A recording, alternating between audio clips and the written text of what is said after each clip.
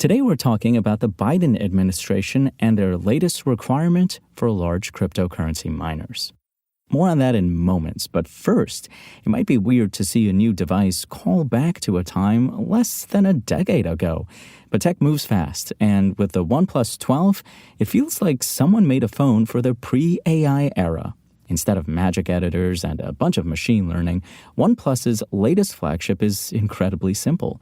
It has a nice screen, a solid build, reliable cameras, great performance, and even better battery life. So while it won't help you summarize a meeting or remaster a photo, the OP12 covers all the basics with aplomb. And with a starting price of $800, $200 less than a similarly equipped S24 Plus, it's a great deal, too. Check out our review of the OnePlus 12 at Engadget.com. And the tech industry has been reeling from the combination of a rough economy, the COVID-19 pandemic, and some obvious business missteps. And while that led to job cuts in 2022, the headcount reductions unfortunately ramped up in 2023 and so far seem to be accelerating in 2024. It can be tough to keep track of these moves, so we've compiled all the major layoffs in one place and will continue to update this story as the situation evolves. Head over to Engadget.com for our list of all the big tech layoffs of 2023 and 2024. The Biden administration recently announced that it would be requiring large cryptocurrency mining operations to report electricity usage via a press release from the Energy Information Administration. This follows concerns that the industry could pose a threat to the nation's electricity grids and hasten the impacts of climate change. To that end, the EIA has targeted 137 identified commercial cryptocurrency miners working in the U.S. These operations account for around 2.3% of national energy usage. This breaks down to 90 terawatt hours per year, which is more than Finland, Belgium, and Chile use in that same time period. The world's crypto miners used as much electricity in 2023 as the entire country of Australia. That's a whole lot of energy for Shiba Inu branded internet money with no practical application. The data collection started this week. The survey aims to get a sense of the industry's growing demands and which parts of the country are the biggest crypto hotbeds so as to refine policy later on. The EIA has already discovered that nearly 38% of all Bitcoin is mined in the U.S., which is up from 3.4% in 2020.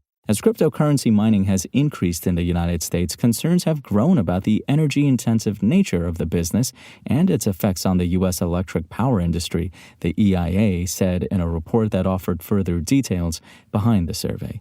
The EIA went on to note that large crypto mining operations could strain the electricity grid during peak periods, force higher energy prices for average consumers, and negatively impact energy-related carbon dioxide emissions.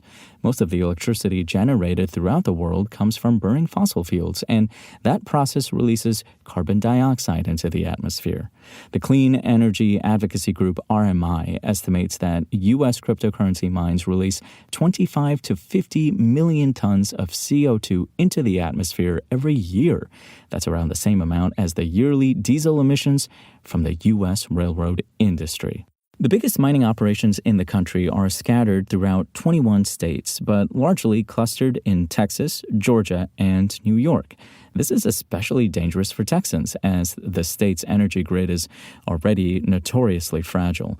Ben Hertz-Schargel, who leads energy research consultancy firm Wood Mackenzie, told Ars Technica that crypto mining operations are not only placing a higher burden on the state's energy grid, but increasing prices for consumers.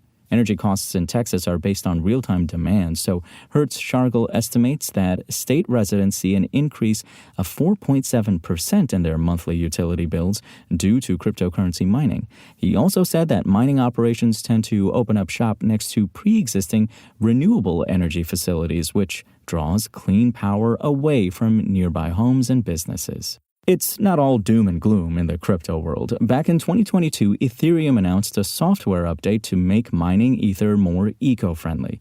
The Ethereum Foundation claims this reduces the carbon emissions of its mining operations by more than 99%. However, Ether accounts for just 17% of the global cryptocurrency market share.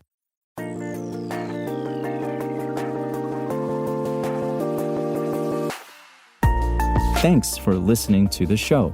Make sure to rate, review, and subscribe on Apple Podcasts. Today's show featured journalism by Engadget contributor Lawrence Bonk and was produced by Spoken Layer. I'm Imran Sheikh, and we'll talk more on Monday.